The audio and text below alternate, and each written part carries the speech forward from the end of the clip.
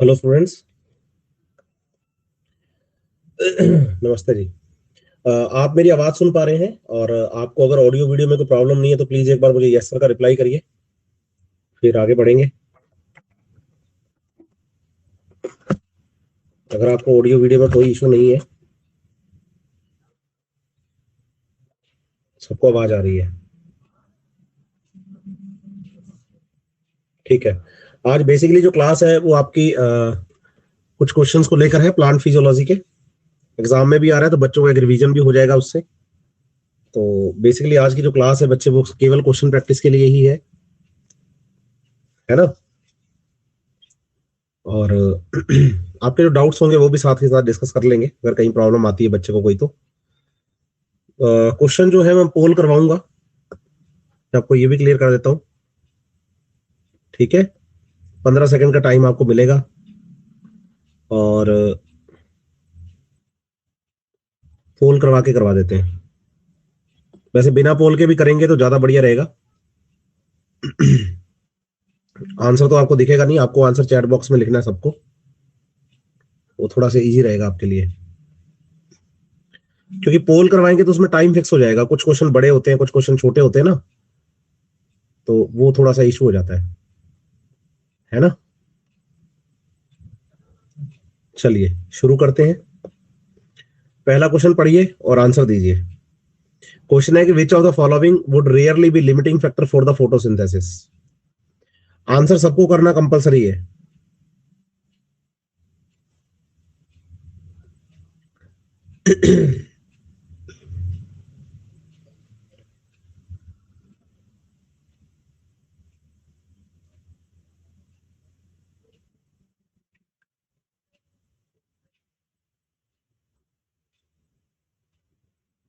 सबने आंसर कर लिया? चलो चलो चलो, तो आंसर दिखाते हैं आपको। इस क्वेश्चन का जो सही आंसर था वो लाइट था, है ना। बहुत सारे बच्चों ने आंसर इसका क्या कर दिया, क्लोरोफिल कर दिया, कि भाई क्लोरोफिल आंसर होगा। आप बताइए, क्लोरोफिल जो है ना बच्चे, वो प्लांट के लिए, फोटोसिंथेसिस के लिए एक इंटरनल फैक्टर है, और जो लिमिटिंग फैक्टर का लो है वो एक्सटर्नल फैक्टर्स के लिए लगता है। तो ये तो ऑप्शन में आंसर होना ही नहीं चाहिए था आपका। अब बचते हैं हमारे पास लाइट, कार्बन डाइऑक्साइड और टेम्परेचर। तो लाइट के बारे में एनसीईआरटी कहती है कि टोटल सनलाइट का जो होता है उसके 10% पर सैचुरेशन आ जाता है। इसका मतलब 90% लाइट जो है वो हमारे पास एक्स्ट्रा है इस अर्थ पर, अगर हम टोटल फोटोसिंथेसिस के सैचुरेशन की बात कर लेते हैं तो। इसलिए इस क्वेश्चन का जो सही आंसर जाएगा ना बच्चे, वो लाइट जाएगा। क्या इस क्वेश्चन में कोई प्रॉब्लम है किसी को?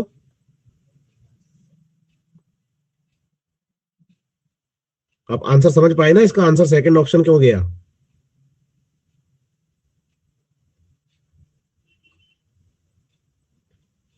जी समझ पाए हैं। चलिए आगे बढ़ते हैं। नेक्स्ट क्वेश्चन पढ़िए। Linear relationship exists between the incident light and the rate of the CO2 fixation at or in high light intensities, low light intensities, dense forest. More than one option is correct.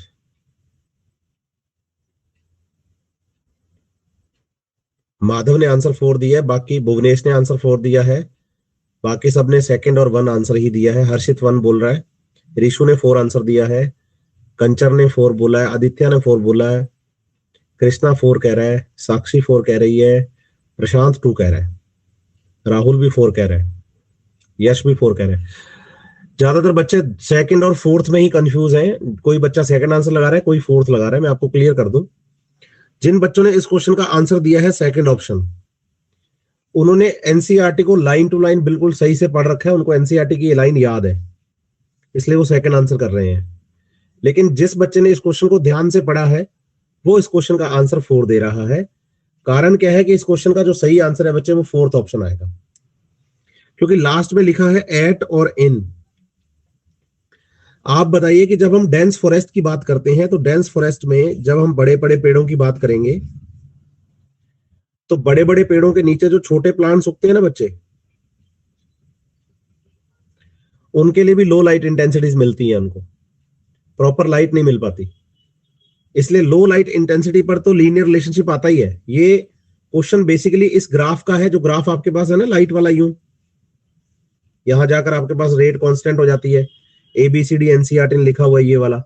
तो ये graph basically इस ए reason के लिए है। ए reason में light intensity और CO2 fixation जो होता है, दोनों के बीच में लीनियर रिलेशनशिप होता है। जैसे जैसे आप इसको इंक्रीज करते हो वैसे वैसे वो भी इंक्रीज होता है। समझ रहे हैं मेरी बात या नहीं? तो बेसिकली ये क्वेश्चन उसके लिए है। लेकिन आपको ये भी समझना होगा कि डेंस फॉरेस्ट के अंदर लाइट इंटेंसिटी कम होती है। ठीक है, चलिए नेक्स्ट क्वेश्चन पे चलते हैं। The first step of photosynthesis is excitation of chlorophyll by the light, ionization of the water, ATP synthesis, production of the assimilatory power.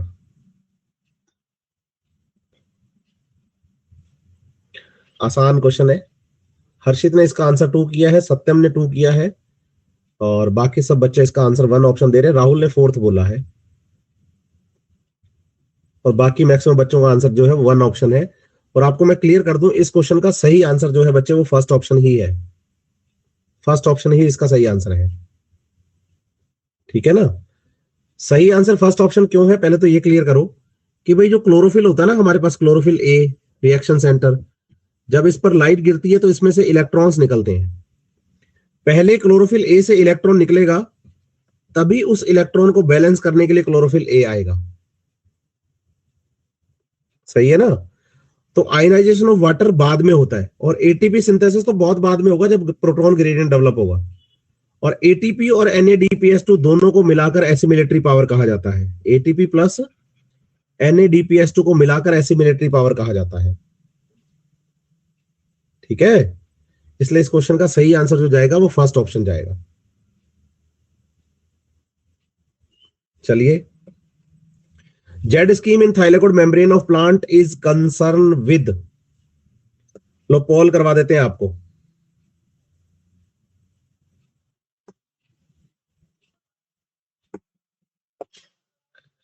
बताइए इसका आंसर, बताइए जल्दी से।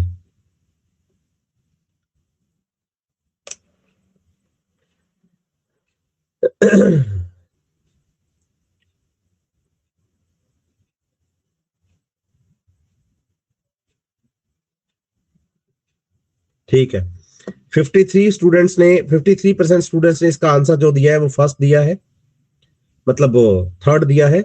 और आप ये बताइए कि भाई इसमें शाफिया जो है वो सबसे फास्ट आई है टॉप 10 के अंदर, है ना? अब इस क्वेश्चन का सही आंसर जो है वो जेड स्कीम के लिए वो आपको बैठेगा बच्चे थर्ड आंसर।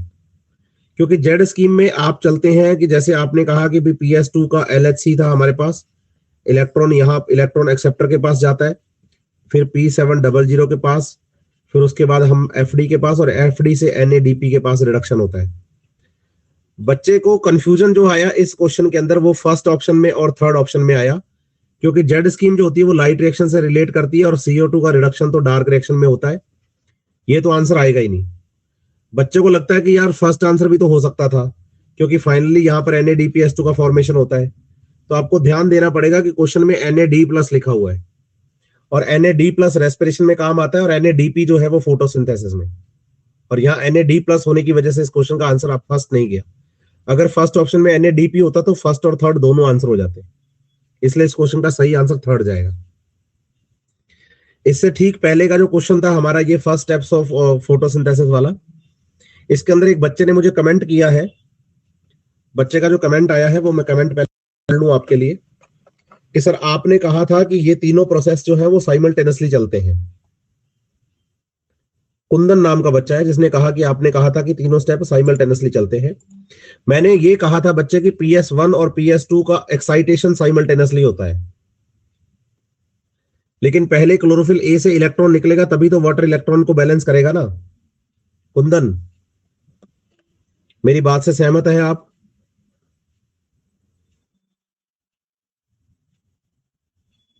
ठीक है, ठीक है। तो अब अगला क्वेश्चन लेते हैं बच्चे, जल्दी से पढ़ेंगे इसको। इसमें पोल नहीं करवाऊंगा मैं, क्योंकि आपको टाइम चाहिए इसको पढ़ने के लिए। फुर्ती से करेंगे इस क्वेश्चन को आप लोग। ATP synthesis in chloroplast and mitochondria is due to proton gradient across the membrane. Select the correct statement with respect of the ATP formation in chloroplast. First statement है proton accumulate in the lumen of the thylakoid. Second है splitting of water occurs in the inner side of the membrane. Third है proton accumulate in the stroma side of the chloroplast. Fourth है NADP reductase is located on the stroma side of the membrane.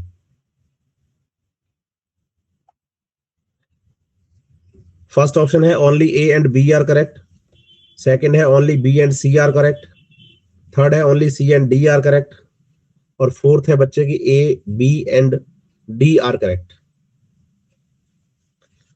Maximum बच्चों ने fourth answer दिया है, अरमान ने third answer दिया है इसका.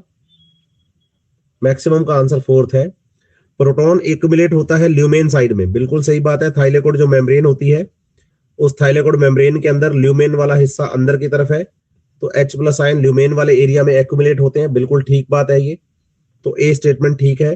Splitting of water occurs in the inner side of the membrane, बिल्कुल थाइलेकोइड जो मेम्ब्रेन होती है उसके अंदर की तरफ वाटर का ब्रेकडाउन होता है, ये बात भी बिल्कुल ठीक है.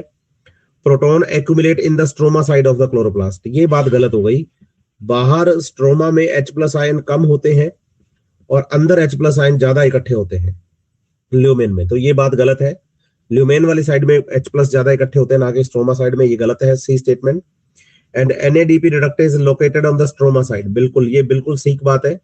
यहां से FD से इलेक्ट्रॉन लेकर NADP को देने का काम करता है NADP reductase, और ल्यूमेन वाली साइड में ही होगा.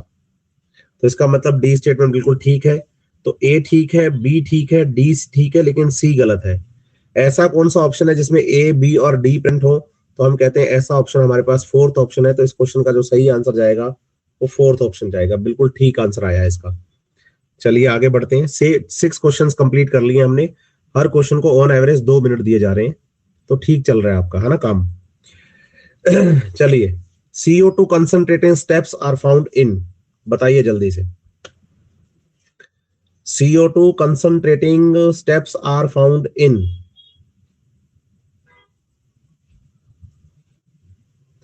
आदित्य ने, हर्ष ने फोर्थ आंसर दिया है, राहुल ने 4, हिमांशु ने 4, पोल ने भी आंसर 4 दिया है इसका, जो कि गलत हो गया है उनका आंसर. अमन ने भी 4 लिख दिया है, ये गलत हो गया है. प्रणव ने भी 4 लिख दिया, गलत हो गया. CO2 concentrating steps are found in लिखा है, ये कंफ्यूज हो गए हैं. CO2 के इफेक्टिंग फैक्टर में CO2 फर्टिलाइजेशन के लिए लिखा हुआ टोमेटो है. टोमेटो CO2 को कंज्यूम ज्यादा करता है, उसके लिए ये बात ठीक थी. लेकिन CO2 कंसंट्रेटिंग स्टेप किसको कहते हैं? बताइए. C4 साइकिल के लिए बात हो रही है. C4 साइकिल में मीजोफिल सेल होती है और बंडल शीथ सेल होती है. तो यहाँ एक एंजाइम है पेप्केस, जो कि एटमॉस्फेयर से CO2 को लेकर इधर भेजता है और CO2 की कंसंट्रेशन को बंडल शीथ सेल्स में इंक्रीज करता है.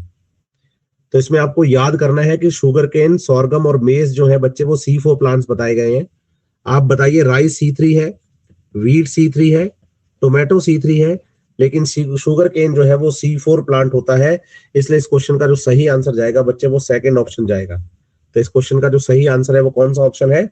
सेकंड ऑप्शन है. सीख पाए आप इस बात को? चलिए, यहां से ये बात भी क्लियर हो गई ना कि CO2 कंसंट्रेशन के लिए आपको बात क्लियर हो गई है. इसी सीक्वेंस में आगे बढ़ेंगे, नेक्स्ट क्वेश्चन लेंगे. नेक्स्ट क्वेश्चन है कि which group of the plants are not benefited by the CO2 fertilisation effect. Plant requiring 3 ATP per CO2 fixation, plant with Kranz anatomy, plant having high rate of photorespiration and plant having the single carboxylation.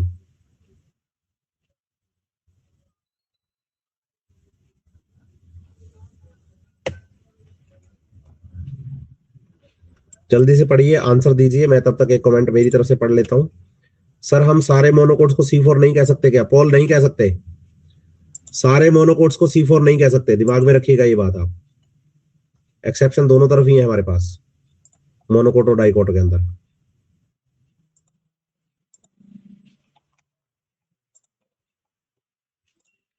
चलिए इस question को discuss करते हैं आप. Which group of the plant are not benefited by the CO2 fertilizing effect? CO2 fertilizing effect का मतलब होता है कि जिस एनवायरमेंट के अंदर CO2 की कंसंट्रेशन ज्यादा होती है, वहां पर हम ऐसे प्लांट को ग्रो करवाते हैं बच्चे जिसको CO2 की डिमांड ज्यादा हो. और आप बताइए, C3 प्लांट जो होते हैं उनको CO2 की डिमांड ज्यादा होती है. और जब C3 प्लांट को CO2 एनरिच एनवायरनमेंट के अंदर ग्रो करवाया जाता है तो इसे CO2 फर्टिलाइजिंग इफेक्ट कहते हैं, जिससे कि उसका प्रोडक्शन जो है वो इंक्रीज हो जाए। और आप बताइए ऐसा C3 प्लांट्स के साथ किया जाता है, C4 के साथ नहीं किया जाता। तो ऐसा क्वेश्चन पूछा गया कि not benefited by the CO2 fertilisation effect, तो आपको बताना होगा कि ऐसा C4 के साथ होगा। और इन चारों ऑप्शन में से C4 के लिए जो ऑप्शन है बच्चे वो सेकंड ऑप्शन है आपके पास। C3 प्लांट में एक CO2 के लिए 3 ATP लगते हैं। इनमें high rate of photo respiration हो सकता है हाई लाइट इंटेंसिटीज पर, और इनके अंदर सिंगल ही कार्बोक्सिलेशन होता है क्योंकि यहाँ पर 2 एंजाइम पेप्टेज और रुबिस्को काम नहीं करते हैं। तो पिछला क्वेश्चन जो था और ये क्वेश्चन था, इनको एक साथ पूछने का रीजन मेरा यही था कि CO2 फर्टिलाइजेशन इफेक्ट आएगा तो C3 प्लांट आएंगे, और CO2 कंसंट्रेशन मेथड आएगा तो C4 प्लांट्स आएंगे। इन दोनों क्वेश्चंस को एक साथ पूछने का रीजन मेरा यही था। ठीक है, तो इस बात को आप मेरे समझ पाए होंगे। तो इस क्वेश्चन का सही आंसर सेकंड ऑप्शन आएगा। इसी सीक्वेंस में आगे बढ़ेंगे तो क्वेश्चन है कि as compare to C3 plants how many additional molecules of ATP are needed for the net production of the one molecule of hexose sugar by C4 plants.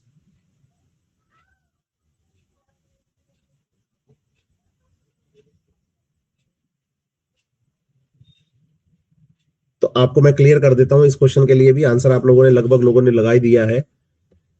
MPC mesophyll cell और bundle sheath cell की जब हम बात करते हैं ना, तो यहाँ PEP से हम ऑक्जेलो एसिटिक एसिड बनाकर मैलिक एसिड को ले जाते हैं बंडल शीथ में, फिर यहाँ बनाते हैं पाइरुविक एसिड। और इस पाइरुविक एसिड को जब वापस हम लाते हैं ना बच्चे इधर मीजोफिल सेल में, तो PEP में ले जाते टाइम यहाँ PPD के एंजाइम जो है वो 2 ATP खर्च करता है एक्स्ट्रा। तो इधर जो केल्विन साइकिल चलेगा उस केल्विन साइकिल में तो आप बताइए ग्लूकोज बनाने के लिए 18 ATP और 12 NADPS2 की कैलकुलेशन तो वही रहेगी। लेकिन यहां जब 6 बार इसे आप चलाएंगे ना ग्लूकोज बनाने के लिए, तो एक साइकिल में 2 ATP खर्च हो रहे हैं, 6 बार में 12 ATP खर्च होंगे। तो एडिशनल ATP जो लगते हैं ना बच्चे 18 के अलावा, वो 12 लगते हैं। टोटल C4 प्लांट के अंदर हम 30 ATP और 12 NADPS2 की कैलकुलेशन बताते हैं। इसलिए इस क्वेश्चन का जो सही आंसर जाएगा वो फोर्थ ऑप्शन जाएगा। चेक भी कर लीजिए, आंसर भी इसका फोर्थ ही है। तो as compare to C3 plant how many additional molecules of ATP are needed for the net production of one molecule of hexose sugar by the C4 plant, then answer is 12 ATP। 12 ATP, ये बात आपको ध्यान रखनी है। इसी sequence में आगे बढ़ेंगे तो नेक्स्ट क्वेश्चन है कि NADPS2 is generated through photosystem 1, anaerobic respiration, glycolysis और फोटोसिस्टम 1।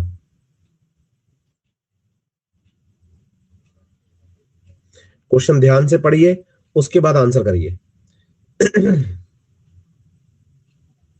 मोहम्मद वसीम क्या लिखना चाह रहा है भाई? क्यों लिख के क्या लिखना चाह रहा है? NADPS2 is generated through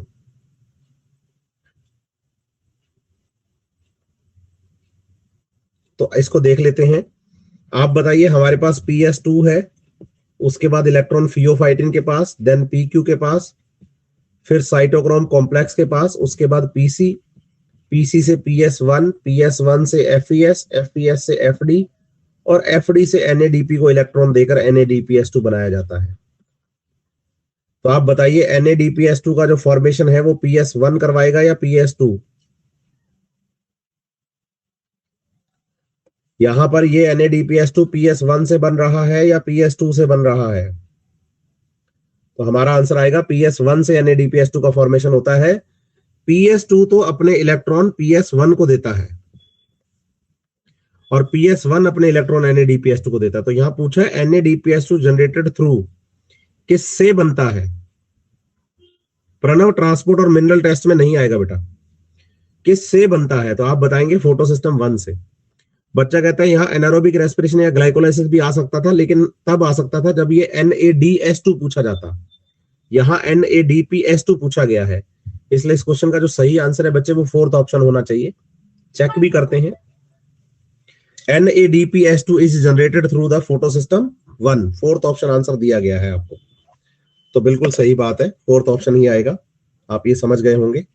इसी सीक्वेंस में हम आगे बढ़ेंगे तो नेक्स्ट क्वेश्चन है बंडल शीथ सेल्स ऑप्शन में है are rich in rubisco. Utkarsh cyclic में कैसे कर लेता बेटा? साइक्लिक में यहां एनएडीपी रिडक्टेज एंजाइम ही नहीं होता जो एनएडीपी को हाइड्रोजन देगा,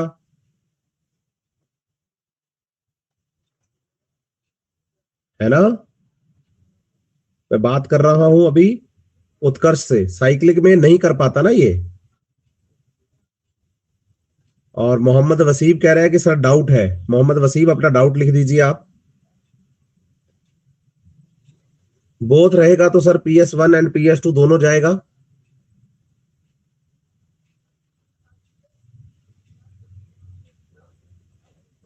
दोनों ऑप्शन रहते तो बच्चे क्वेश्चन ही वैसा फ्रेम किया जाता उसी हिसाब से। गुलनाज का डाउट है सर जो पोर्शन प्लांट हार्मोन से हटाया गया है वो आएगा क्या टेस्ट में? फोटोपीरियोडिज्म और वर्नलाइजेशन आप पढ़ के जरूर जाइएगा, लेकिन एग्जाम में नहीं आएगा। मैं अभी के लिए नहीं आएगा, लेकिन मेन एग्जाम में नीट में आएगा या नहीं आएगा ये किसी को नहीं पता। अगर एक भी क्वेश्चन आ जाता है और मैं कह दूंगी नहीं आएगा और कल को आ गया तो गड़बड़ हो सकती है। ठीक है, ये किसी को नहीं पता कि एग्जाम में आएगा या नहीं आएगा। ठीक है, वैसे डिलीटेड पोर्शन जो है उसको आप एक बार पढ़ के जरूर जाइएगा। चलिए नेक्स्ट क्वेश्चन पे चलते हैं। Bundle sheath cells are, Mohammad Wasim ने अभी तक अपना डाउट नहीं लिखा है। Are rich in rubisco, are rich in pepcase carboxylase, lack rubisco and pepcase both. तो बंडल शीथ सेल्स जब C4 प्लांट्स में हम पढ़ते हैं, ये मेजोफिल सेल हैं, ये बंडल शीथ सेल्स हैं, तो इसमें केल्विन साइकिल चलता है, C3 साइकिल, और C3 साइकिल के लिए एंजाइम काम करता है रुबिस्को, तो बंडल शीथ में रुबिस्को प्रेजेंट होता है। सही है। तो इसके लिए आपको याद करना है कि भाई इसमें रुबिस्को पाया जाता है तो रिच इन रुबिस्को तो ये रहेगा, लेकिन इसमें पेप कार्बोक्सिलेज नहीं होता, क्योंकि पेप्केज एंजाइम जो है वो कहां पाया जाता है? मीजोफिल सेल में। लैक रुबिस्को भी ऑप्शन नहीं होगा, क्योंकि रुबिस्को पाया जाता है बंडल शीथ सेल्स में, और बोथ रुबिस्को एंड पेप्केज जो है वो नहीं पाए जाते। लैक लिखा है तो गलत बात, रुबिस्को होता है लेकिन पेप कार्बोक्सिलेज नहीं होता। तो इस क्वेश्चन का जो सही आंसर जाएगा बच्चे वो फर्स्ट ऑप्शन जाएगा, फर्स्ट ऑप्शन जाएगा। ठीक है, ये बिल्कुल ठीक बात है कि इस क्वेश्चन का जो सही आंसर जाएगा वो फर्स्ट जाएगा। तो बिल्कुल फर्स्ट आंसर है रिच इन रुबिस्को। अंजलि कह रही है सर प्लांट फिजियोलॉजी को कितना भी पढ़ लो कॉन्फिडेंस ही नहीं आता है, क्या करूं? तो बेटा प्लांट फिजियोलॉजी को पढ़ना है ही नहीं ना, आपको तो क्वेश्चन प्रैक्टिस लगानी है। इससे जितने ज्यादा क्वेश्चन लगाओगे ना बच्चे आप, उतना आपको ठीक रहेगा। जितनी ज्यादा क्वेश्चन प्रैक्टिस करोगे ना उतनी ज्यादा बढ़िया रहेगी आपके लिए।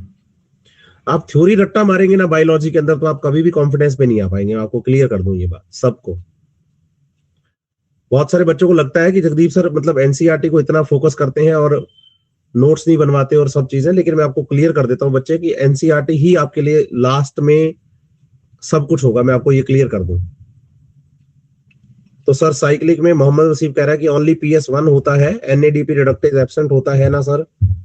बिल्कुल बच्चे, साइक्लिक में केवल PS1 होता है, लेकिन नॉन साइक्लिक में ही NADPH2 बनता है। लेकिन नॉन साइक्लिक में भी NADPH2 का फॉर्मेशन जो है ना बच्चे,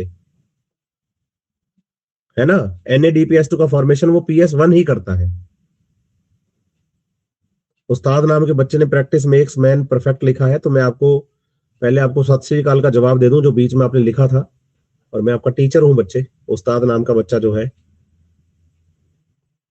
तो आपको आपके सत श्री अकाल का भी मैं आपको जवाब दे रहा हूँ, सत श्री अकाल। लेकिन थोड़ा मैं गुरुजी लिख दोगे तो थोड़ा थोड़ा ज्यादा अच्छा लगेगा, लगेगा कि आप रिस्पेक्टेबल। नेक्स्ट क्वेश्चन पढ़ते हैं। The compounds that are subjected to the biological oxidation are called, bracket खाली छोड़ा गया है, इन विच, फिर ब्रैकेट खाली छोड़ा गया, लिखा गया है इज द मोस्ट कॉमन। ये एनसीईआरटी की लाइन आपको बतानी है। ठीक है, अभिनव को नमस्ते। तो आप बताइए कि भाई ऐसे कंपाउंड जो कि बायोलॉजिकल ऑक्सीडेशन करवाते हैं जिनका हम, उनको रेस्पिरेटरी सबस्ट्रेट कहा जाता है। तो रेस्पिरेटरी सबस्ट्रेट वाले हमारे पास 3 ऑप्शन है, तो ये अपने पास ऑर्गेनिक सबस्ट्रेट वाले 4 ऑप्शन ही हो गए हमारे पास, ये तो क्लियर है बात। ठीक है, अब इसमें से सबसे ज्यादा कॉमन कौन होता है? तो आप बताइए। 3 रेस्पिरेटरी सबस्ट्रेट मेन है हमारे पास, कार्बोहाइड्रेट, फैट और प्रोटीन। इनमें सेल सबसे पहले यूज करना पसंद करती है कार्बोहाइड्रेट को, ग्लूकोज को। तो कार्बोहाइड्रेट रेस्पिरेटरी सबस्ट्रेट के साथ ऑप्शन नंबर 1 में है, तो यहाँ फर्स्ट में आएगा रेस्पिरेटरी सबस्ट्रेट और दूसरे में आएगा यहाँ पर क्या, कार्बोहाइड्रेट्स। इसका मतलब इस क्वेश्चन का सही आंसर जो आएगा बच्चे वो फर्स्ट ऑप्शन आएगा। बिल्कुल ठीक बात है, ये बिल्कुल सही बात है, फर्स्ट ऑप्शन ही आएगा यहाँ पर, है ना। राहुल नाम का बच्चा कह रहा है कि लास्ट टाइम में एकदम एक्यूरेट क्या प्रैक्टिस करें sir. NCERT based question bank कोई भी देखिए बच्चे आप, तभी आप में कॉन्फिडेंस आ पाएगा। नेक्स्ट क्वेश्चन है, common step of the both aerobic and anaerobic respiration are. जल्दी से बताएंगे इसका आंसर सभी। वेरी गुड, सबका आंसर, सब, अमन ने थोड़ा गड़बड़ कर दी, बाकी आदित्य ने भी थोड़ा गड़बड़ कर दिया, भुवनेश ने भी आंसर गलत लिख दिया, कृष्णा ने भी गलत आंसर लिख दिया है, बाकी सबने सही आंसर दिया है। आप बताइए, एरोबिक रेस्पिरेशन हो चाहे एनारोबिक रेस्पिरेशन हो, शुरुआत ग्लूकोज से ही होती है और ग्लूकोज से पहले पायरुविक एसिड बनता है। इस पायरुविक एसिड के बाद डिसाइड होता है कि रेस्पिरेशन एनारोबिक चलेगा या एरोबिक चलेगा, है ना। और जो फर्स्ट स्टेप होता है बच्चे वो कॉमन होता है, इसे हम कहते हैं ग्लाइकोलाइसिस। एनसीईआरटी कहती है कि ग्लाइकोलाइसिस 3 साइंटिस्ट एमडेन, मेयरहॉफ और पारनास ने बताया था। उनके नाम के पहले अल्फाबेट को लेकर हमने इसे बना दिया है ईएमपी पाथवे। तो इसलिए इस क्वेश्चन का सही आंसर जो जाएगा वो फर्स्ट ऑप्शन जाएगा, आंसर 1 इसका आएगा, ईएमपी पाथवे। इसी सीक्वेंस में नेक्स्ट क्वेश्चन है, सर आप खुद डाइवर्सिटी एंड प्लांट फिजियोलॉजी के क्वेश्चन डाल दीजिए एनसीईआरटी बेस्ड। ठीक है, मैं आपको कई बार कॉल किया था शाम में, डाउट पे कब रहोगे सर। मैं कल 11:40 पे, 11:40 नहीं, कल मेरी क्लास का शेड्यूल बदल गया है, कल मैं 10:10 पे आपको मिलूंगा 6th फ्लोर पे। आप कॉल करिए 6 पे या ग्राउंड फ्लोर, दोनों में से कहीं एक जगह मिल जाऊंगा, एसआरजी डाउट काउंटर पे या कॉमन डाउट काउंटर पे। ठीक है, चलिए। During cellular respiration number of ATP used during the conversion of glucose into glyceraldehyde 3 phosphate. मतलब आपको ग्लूकोज से पीजीएल का फॉर्मेशन करना है। ग्लाइकोलाइसिस के पहले 2 स्टेप हैं, सॉरी 3 स्टेप हैं, जिसमें फर्स्ट रिएक्शन में एक एटीपी खर्च होता है और एक थर्ड रिएक्शन में एटीपी खर्च होता है। तो इसका मतलब ये हो गया कि ग्लूकोज से पीजीएल बनने तक आपको 2 एटीपी खर्च करने होते हैं। तो बेसिकली यहाँ ग्लूकोज से आपको कन्वर्ट करते टाइम नंबर ऑफ एटीपी कितने खर्च करने हैं, 2। तो इस क्वेश्चन का सही आंसर जो होगा वो सेकंड ऑप्शन होगा। बिल्कुल सही गया ये आंसर भी। फर्स्ट और थर्ड स्टेप में अर्नव एटीपी लगता है, बिल्कुल शाबाश, आपने सही लिखा। नेक्स्ट है कि which of the following product is form by the Krebs cycle. Krebs cycle से क्या बनता है। विशाल ने गलत लिख दिया, आदित्य ने गलत लिख दिया, अमन ने भी गलत लिख दिया, राशिद ने भी गलत लिख दिया, मोहम्मद वसीम ने भी गलत लिख दिया है, माधव ने भी गलत आंसर दे दिया है। आप बताइए, क्रेब साइकिल को जब हम एसिटाइल कोएंजाइम ए से शुरू करते हैं तो एसिटाइल कोएंजाइम ए बनता नहीं है। एसिटाइल कोएंजाइम ए तो शुरुआत करवाता है सिट्रिक एसिड बनाकर। और फिर आप बताइए, क्रेब साइकिल में सिट्रिक एसिड से जब ऑक्सैलो एसिटिक एसिड बनता है ना हमारे पास, तो 3 मॉलिक्यूल NADH2 के बनते हैं, ना कि NAD के, इसलिए ये प्रोडक्ट नहीं हो सकता। 1 मॉलिक्यूल FADH2 बनता है, 2 CO2 रिलीज होती हैं और 1 GTP या ATP बनता है। क्रेब साइकिल के प्रोडक्ट हैं ये 3। तो आप बताओ, NADH2 वाला कोई ऑप्शन है? बिल्कुल नहीं है। FADH2 वाला कोई ऑप्शन है? बिल्कुल नहीं है। CO2 वाला कोई ऑप्शन है? बिल्कुल नहीं है। लेकिन क्या कोई ATP या GTP वाला ऑप्शन है? बिल्कुल है, थर्ड ऑप्शन है। तो आप बताइए कि भाई क्रेब साइकिल के दौरान ATP का फॉर्मेशन होता है, इसलिए इस क्वेश्चन का सही आंसर जो जाएगा वो थर्ड ऑप्शन जाएगा। ATP is the product of the Krebs cycle. ठीक है, सीख पाए हैं आप लोग। नेक्स्ट चलते हैं। What is the net gain of the Krebs cycle.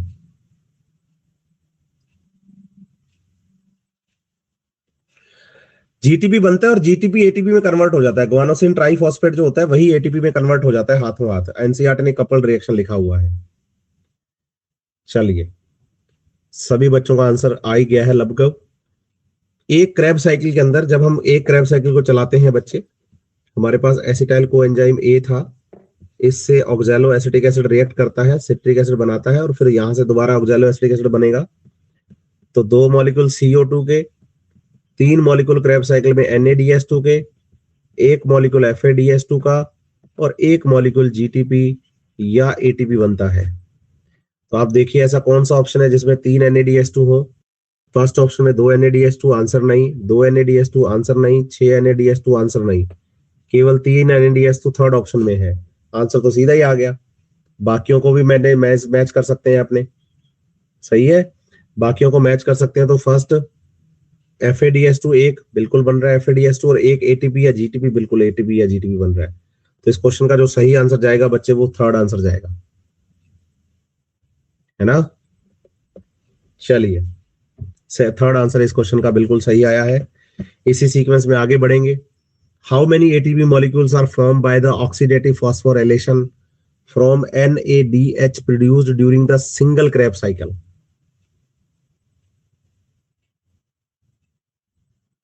जल्दी से कैलकुलेशन कर लीजिए आप और फिर बताइए आप। बच्चे आप चैट बॉक्स में बताएंगे तो भी ठीक रहेगा। आपको तो अपना नॉलेज चेक करना है ना, दूसरों से कंपटीशन में क्यों आ रहे हैं पोल करने से।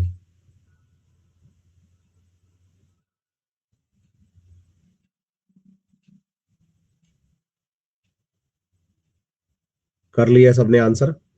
तो चलिए एक क्रैब साइकिल की बात करते हैं। एक क्रैब साइकिल के अंदर आप बताइए 2 CO2 बनते हैं, 3 NaDH2 बनते हैं, एक FADH2 बनता है और एक GTP बनता है। और यहाँ क्वेश्चन केवल NaDH2 के बारे में है। तो NaDH2 से कितने ATP मॉलिक्यूल्स बनेंगे आप बताइए। एक NaDH2 एक NaDH2 3 ATP बनाता है, और क्रैब साइकिल में 3 NaDH2 बनेंगे तो 9 ATP बनेंगे। क्योंकि क्वेश्चन केवल NaDH2 के लिए पूछा गया कि भाई NaDH2 से कितने ATP बना लोगे आप, तो हमारा आंसर जाएगा 9। समझ रहे हैं मेरी बात, एक NaDH2 से 3। हाँ बिल्कुल, क्योंकि क्वेश्चन केवल NaDH2 के लिए। लैंग्वेज पकड़ो ना आप क्वेश्चन की बच्चे, यही इंपॉर्टेंट है। मोहम्मद वसीम ने जल्दबाजी में पहले आंसर कर दिया, फिर सॉरी मिस्टेक कर दिया, है ना। यही जल्दबाजी से हमें बचना है बच्चे, आराम से करिए। मैं रिलैक्स होकर क्यों पढ़ रहा हूँ क्वेश्चन, मेरे से ज्यादा एनर्जेटिक नहीं होते आप क्लास में, आपको पता है। लेकिन मैं बिल्कुल रिलैक्स होकर पढ़ रहा हूँ क्योंकि मुझे क्वेश्चन की लैंग्वेज आपको पढ़ने में सिखाना है। आराम से पढ़िए आप, किसके लिए क्वेश्चन पूछा गया है, कैसे क्वेश्चन पूछा गया है। छाड़ छाड़ के क्वेश्चन लाया इसलिए हूं मैं, आसान, फिर घूम के, फिर आसान लैंग्वेज के साथ थोड़ा सा टफ मामला। तो इसका आंसर आएगा फोर्थ, 9 ATP, है ना। चलिए इंटरमीडिएट कॉमन। यशदीप मैं पोल नहीं लूंगा बेटा मैं। पोल लेने का कारण, नहीं लेने का कारण ये है कि जो बच्चे गलत आंसर करेंगे वो सीख नहीं पाएंगे, वो उसी में उलझे रह जाएंगे। आप अच्छे से आंसर करेंगे, आप लोग पोल पे फर्स्ट सेकंड थर्ड पे आ जाएंगे, लेकिन जो बच्चा आंसर नहीं कर पाएगा वो घबरा जाएगा बेचारा। इसलिए मेरे को उसको भी सोच के चलना है पूरी क्लास को। आप क्वेश्चन प्रैक्टिस करिए ना, आप अपने दिमाग में लगाइए, अपने नंबर लगाइए, टोटल कितने आ रहे हैं, टोटल कितने क्वेश्चन का आंसर कर दिया आपने, उसमें से कितने सही कितने गलत किए हैं। आप खुद का कैलकुलेशन, आप खुद एवेल्युएशन करिए अपना। तो intermediate common between the protein and carbohydrate oxidation is, केवल प्रोटीन और कार्बोहाइड्रेट का पूछा गया है आपसे। तो आप बताएंगे कि भाई हम ग्लूकोज की बात करते हैं कार्बोहाइड्रेट में, तो ग्लूकोज से PgAl बनाते हैं और PgAl से पायरुविक एसिड बनाते हैं, और पायरुविक एसिड से एसिटाइल कोएंजाइम A का फॉर्मेशन होता है। और ऐसे अगर हम प्रोटीन की बात करते हैं तो प्रोटीन से बनते हैं अमाइनो एसिड्स, और ये अमाइनो एसिड जो होते हैं बच्चे वो आगे पायरुविक एसिड का फॉर्मेशन कर सकते हैं। इसके अलावा आपको बताना है कि एसिटाइल कोएंजाइम A का फॉर्मेशन कर सकते हैं। इसके अलावा आपको बताना है कि सक्सिनिक एसिड का फॉर्मेशन कर सकते हैं। लेकिन यहाँ क्या उन्होंने पूछा है, प्रोटीन और कार्बोहाइड्रेट के लिए कॉमन, सही है। तो आपको बताना है कि सक्सिनेट नहीं, सक्सिनल कोएंजाइम A का फॉर्मेशन कर सकते हैं हम इससे, अल्फा कीटो ग्लूटारिक एसिड का फॉर्मेशन कर सकते हैं हम इससे। ऑक्सैलो एसिडिक एसिड का फॉर्मेशन नहीं होता, ग्लिसरॉल का नहीं होता, लेकिन दोनों में कॉमनली पायरुविक एसिड का फॉर्मेशन तो होता है। इसलिए इंटरमीडिएट प्रोटीन और कार्बोहाइड्रेट में जो आएगा वो आपके लिए पायरुवेट आएगा, पायरुविक एसिड आएगा। तो इस क्वेश्चन का आंसर जो जाएगा बच्चे वो फर्स्ट आंसर जाएगा, बिल्कुल ठीक बात है। तो फर्स्ट आंसर। इसके बाद नेक्स्ट है the select the statement which is not related to fermentation. 4 statement है, आपको चूज करनी है जो फर्मेंटेशन से रिलेट नहीं करती है, मतलब एनारोबिक रेस्पिरेशन से रिलेट नहीं करती। It account for only A partial breakdown of glucose, it give only 2 ATP as the net of the glucose degradation of up to pyruvic acid, NADH is oxidized slowly as compared to aerobic respiration, and ETS give the ATP 11 for each Krebs cycle. इस question का fourth answer जाएगा, क्योंकि ETS लिख दिया गया है जो कि एनारोबिक रेस्पिरेशन में फर्मेंटेशन में होता ही नहीं है। सीधा आंसर आएगा इससे। कई बार क्या होता है कि एग्जामिनर आपके दिमाग के साथ खेलता है, फोर्थ ऑप्शन के अंदर वो ऐसा ऑप्शन रख देगा जो उस क्वेश्चन से कहीं भी मैच नहीं करता, और आप पहले 3 ऑप्शन पढ़ते हो, फिर चौथे पे आते हो, फिर दोबारा आप पहले पे जाते हो कि यार कहीं कहीं और गड़बड़ ना कर रहा हो, और ब्लंट आंसर होता है सामने सीधा। और इस क्वेश्चन में सीधा आंसर है। हाँ, ऊपर की तीनों लाइनें एनसीईआरटी की हैं एज इट इज, लेकिन अलग अलग जगह से। सीधा आंसर आएगा इसका फोर्थ ऑप्शन। तो इस क्वेश्चन का सही आंसर जाएगा फोर्थ ऑप्शन। इसी सीक्वेंस में है कि substrate level phosphorylation does not occur in which of the following reaction of aerobic respiration. SLP का मतलब होता है कि जब आप सबस्ट्रेट से प्रोडक्ट बनाते हैं तो डायरेक्ट यहां पर आप एडीपी से एटीपी या फिर जीडीपी से आप जीटीपी का सिंथेसिस कर रहे हैं। ऐसी कौन सी रिएक्शन है जिसमें ऐसा नहीं होता है? तो आप बताइए, 1,3 पीजे से 3 पीजे का बनना ग्लाइकोलाइसिस में एटीपी बनाता है। ग्लाइकोलाइसिस की लास्ट रिएक्शन है पीईपी से पाइरुवेट का फॉर्मेशन, एटीपी बनता है। और ये रिएक्शन क्रेब्स साइकिल की है जिसमें सक्सिनल कोएंजाइम ए से सक्सिनिक एसिड बनते टाइम जीटीपी या एटीपी बनता है। लेकिन 3 पीजीए से 2 पीजीए बनते टाइम एटीपी का फॉर्मेशन नहीं होगा। इसलिए इस क्वेश्चन का जो सही आंसर जाएगा बच्चे, वो बिल्कुल सेकंड ऑप्शन जाएगा, क्योंकि यहां पर केवल म्यूटेशन हो रहा है, कंपाउंड अपना आइसोमर बना रहा है। 3 पीजीए से 2 पीजीए इसका आइसोमर बना है केवल। तो इस क्वेश्चन का सही आंसर सेकंड ऑप्शन होगा। ये बिल्कुल ठीक बात है।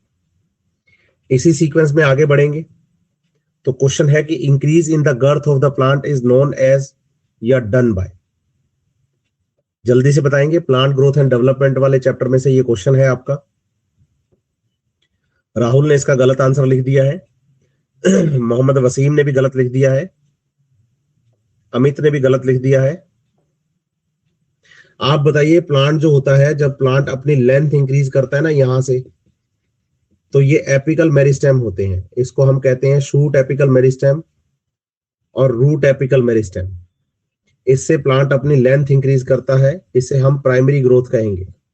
लेकिन प्लांट जब अपनी प्राइमरी ग्रोथ करने के साथ साथ सेकेंडरी ग्रोथ भी शुरू कर दे कैम्बियम की हेल्प से, तो अपनी गर्थ इंक्रीज करता है। और क्वेश्चन में आपसे यही पूछा गया है कि गर्थ इंक्रीज कर रहा है प्लांट, तो उसे आप क्या कहेंगे? तो हम उसे कहेंगे सेकेंडरी ग्रोथ, क्योंकि प्राइमरी ग्रोथ एपिकल मेरिस्टेम से और इंटरकैलरी मेरिस्टेम से होती है, लेंथ में इंक्रीज होता है। लेकिन गर्थ में इंक्रीज होना सेकेंडरी ग्रोथ होती है। इसलिए इस क्वेश्चन का जो सही आंसर जाएगा बच्चे, वो फोर्थ आंसर जाएगा, fourth option. Third intercalary meristem है। इंटरकैलरी मेरिस्टेम का मतलब होता है नोड और इंटरनोड्स पर पाए जाने वाले हाँ, एपिकल ग्रोथ करता है ये, उसमें भी लिखा हुआ है। अगर पीजीआर में हार्मोन वाला क्वेश्चन में बहुत गलती होता है, ऑप्शन में कंफ्यूज हो जाता हूं, तो हार्मोन्स को एक बार आपको लिखना चाहिए बच्चे। आपको हार्मोन्स को कृष्णा एक बार लिख के याद करना चाहिए, फिर आप कंफ्यूज नहीं होंगे। सारे हार्मोन शॉर्ट फॉर्म में एक जगह पे लिख लीजिए।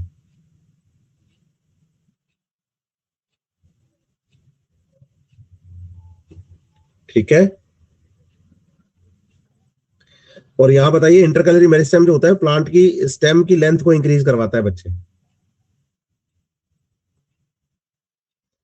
अनुराज अभी मैंने नहीं पढ़ाया है बच्चे, मेरे पास इतना टाइम ही नहीं मिल रहा है हाल फिलहाल क्लासेस की वजह से कि भाई मैं कोई और टॉपिक के बारे में सोच पाऊं। मेरी अभी क्लासेस, सिलेबस की मेन सिलेबस की क्लासेस ही खत्म नहीं हो पा रही है ना।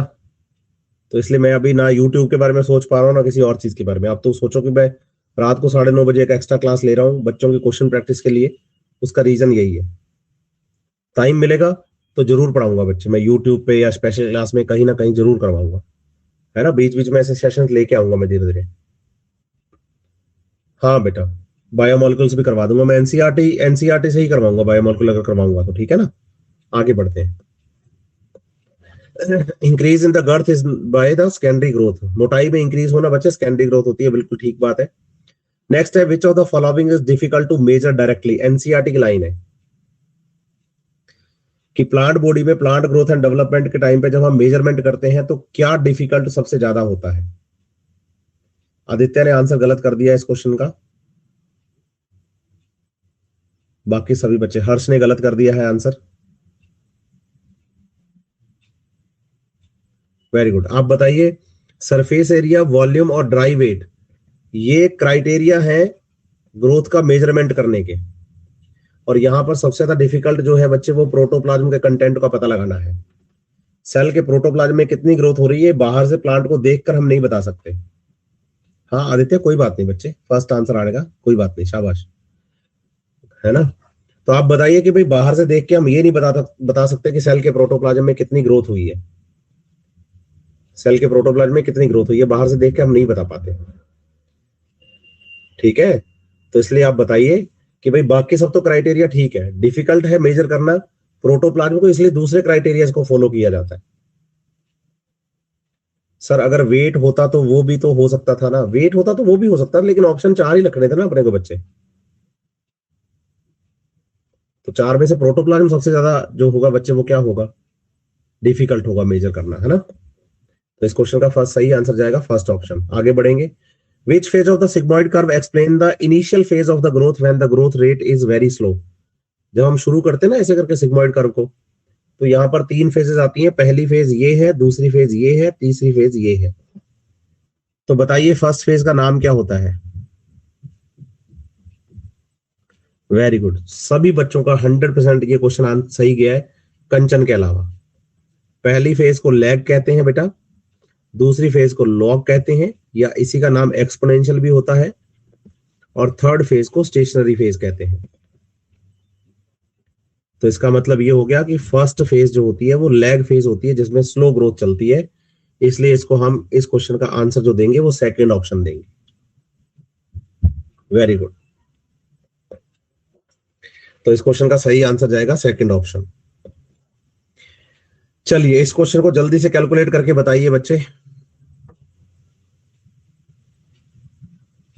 सर एनसीईआरटी में डाटा दिया है, वो मुझे वाला मेज वाला याद रखना होगा क्या? डाटा एनसीईआरटी में दिया है मतलब याद रखना होगा।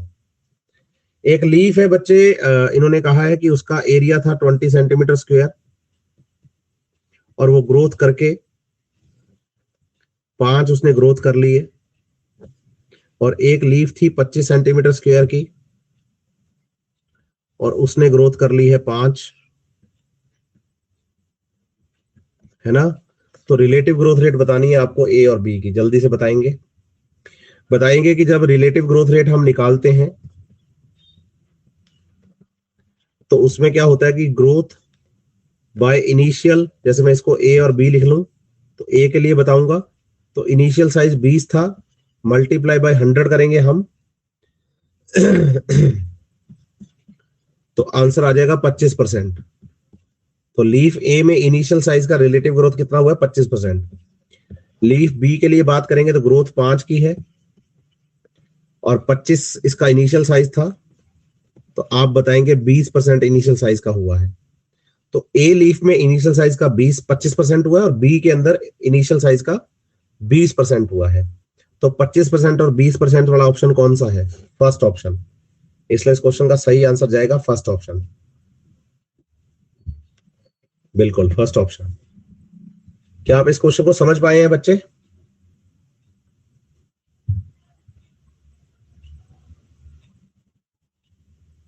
ठीक है। Mohammad Danish, which of the following is not a function of water in the plant? Conditions for the growth, plant growth and development में एक टॉपिक है। वसीम इसको नहीं समझ पाया, लास्ट में समझाऊंगा वसीम। मैं अभी ये क्वेश्चन क्लास खत्म करेंगे ना, लास्ट में आपको बता के जाऊंगा इसके बारे में, ठीक है।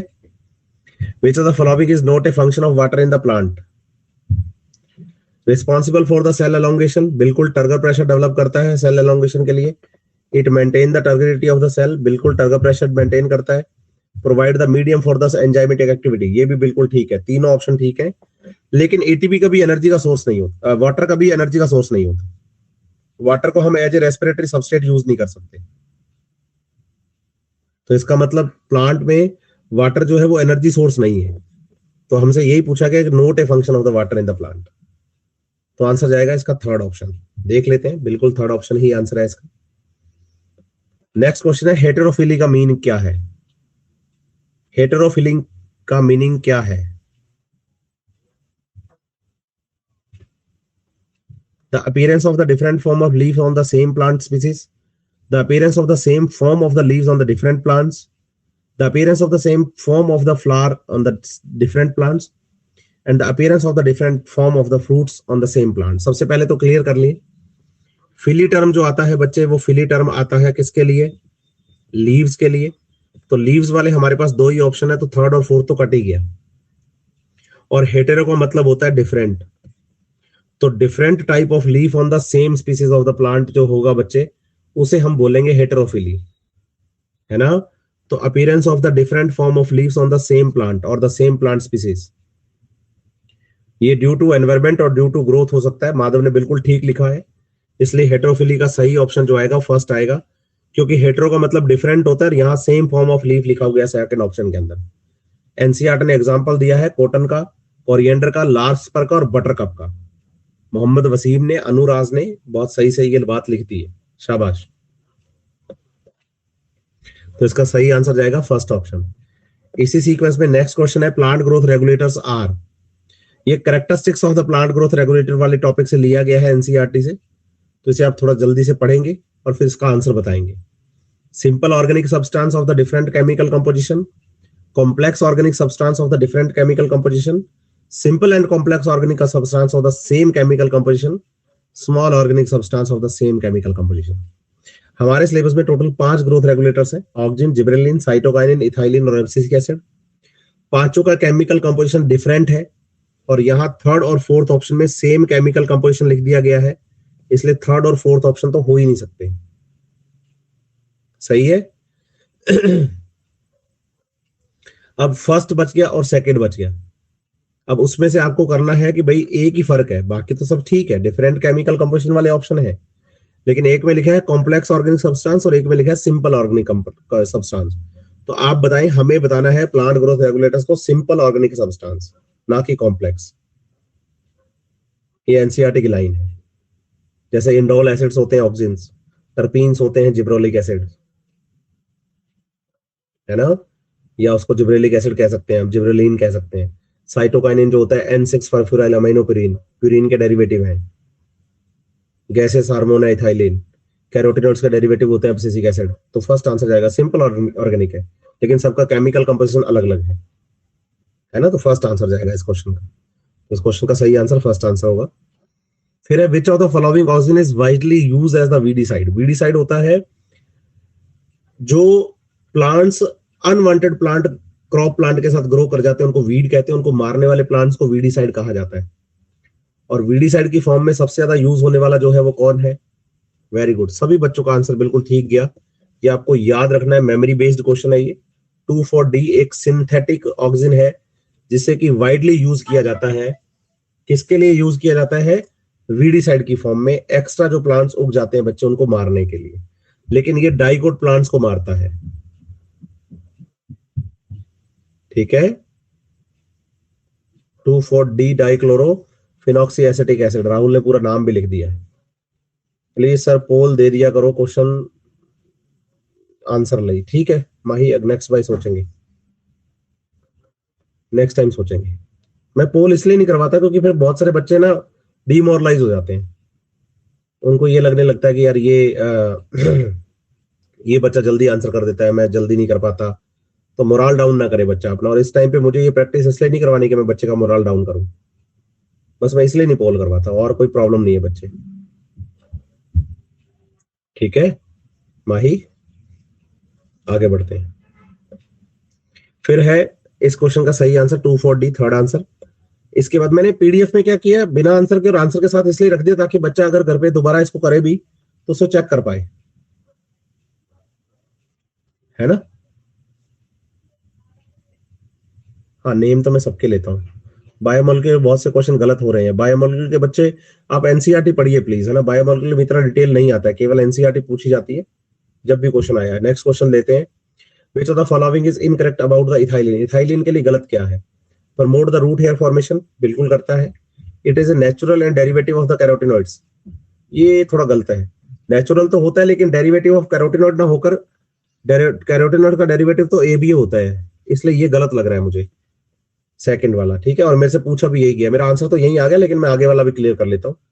It increase the number of the female flowers, ये भी ठीक है, कुकुम्बर के लिए एग्जाम्पल है, एनसीईआरटी में कुकुम्बर में फीमेल फ्लावर्स के नंबर को इंक्रीज करता है। It cause the synchronisation flowering and fruit set in pineapple, बिल्कुल पाइनएप्पल के अंदर ये ऐसा करता है। तो इसका मतलब ये जो सेकंड आंसर है बच्चे, यही इसका सही है, ये इनकरेक्ट होगा इसके लिए, इथाइलिन के लिए, है ना। चेक भी करते हैं तो आप बताएंगे सेकंड आंसर ही गया है। चलिए नेक्स्ट क्वेश्चन क्या है, match the following column 1 and 2, column को मैच करिए और आंसर करिए। इथेफॉन, टर्पीन, G18, IA, और इधर लिखा है gibberellic acid, ethylene, natural oxygen और साइटोकाइनिन। सर बायोमोलिक्यूल के सारे डायग्राम भी याद रखने हैं क्या? अमीनो एसिड के, अमीनो एसिड के तो आंसर मतलब डायग्राम ही 3 है बेटा, बाकी 145 नंबर पेज पूरा याद करना है आपको, बस वो स्ट्रक्चर देख के आपको समझ आनी चाहिए कि कौन सी स्ट्रक्चर है। तो मैच द कॉलम फर्स्ट और कॉलम 2, और फिर आप बताइए कि इसमें कौन सा ठीक है कौन सा गलत है। मैच कर लीजिए जल्दी से, आंसर कर लिया आप लोगों ने तो मैं कर लेता हूँ। इथेफॉन जो है ये इथाइलिन को रिप्रेजेंट करता है, मतलब ए के साथ सेकंड आएगा। टर्पीन जो है ये जिब्रेलिन को रिप्रेजेंट करता है, मतलब इसके साथ फर्स्ट आएगा। G18 जो है वो एक साइटोकाइनिन का एग्जांपल है, इसके साथ फोर्थ आएगा। और IAA एक नेचुरल ऑक्सीजन है, इसके लिए थर्ड आएगा। तो ए के साथ सेकंड फर्स्ट ऑप्शन में है और सेकंड ऑप्शन में है, थर्ड में नहीं है, फोर्थ में नहीं है। तो मेरे 2 ऑप्शन तो मैंने यहीं से आपको रिजेक्ट कर दिए, ठीक है। फिर आता है टर्पीन्स, टर्पीन्स के साथ आएगा फर्स्ट, बी का फर्स्ट, वेरी गुड, बी का फर्स्ट दोनों में आ रहा है। G18 सी का फोर्थ, इधर सी का थर्ड, ये लो, ये यहीं से आंसर हो गया अपना, सी का फोर्थ और डी का थर्ड। अच्छा थर्ड इधर लिखा हुआ, इधर नहीं, इधर कर देते हैं इसको, सेकंड आंसर आएगा बच्चे इसका। वसीम बायोमोलिक्यूल की भी क्लास ले लेंगे, मैं कह रहा हूं मैं थोड़ा फ्री हो जाऊं, बच्चे क्लासेस मेरी ऑलरेडी पहले से ज्यादा चल रही हैं, मैं थोड़ा सा रिलैक्स होऊंगा, तो पहले तो मैं आराम करूंगा थोड़ा सा, किसी संडे संडे के दिन को निकाल के पूरा अच्छे से, और उसके बाद मैं क्लासेस लूंगा, है ना। मतलब वन शॉट टाइप कर लेंगे और आपके लिए थोड़ा जल्दी कर देंगे। चलिए, तो इस क्वेश्चन का जो सही आंसर आएगा, ये थोड़ा सा यहाँ मिस प्रिंट है, ये डी यहाँ आना चाहिए था थर्ड, तो सेकंड आंसर आएगा बिल्कुल। लास्ट है यूबिक्विनोन receive the reducing equivalents from,